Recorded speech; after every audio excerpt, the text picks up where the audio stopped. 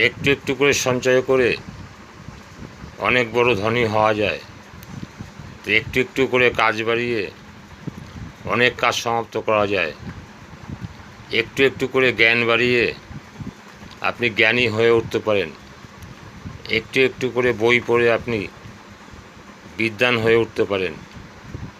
একটু একটু করে নজর দিয়ে কাজ দেখে দেখে আপনি ইঞ্জিনিয়ার হয়ে যেতে পারেন। আপনার সদ ইচ্ছা চাই। সদ ইচ্ছা থাকলে আপনার পক্ষে সব সম্ভব। মানুষই তো সব সাধ্য অসাধ্যকে সাধ্য করে।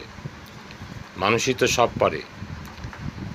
মানুষ মানুষের জন্য এবং নিজের জন্য অনেক কিছু করতে পারে, শুধু করে না তাই আমরা নানা রকম কারণে ভুগতে থাকি।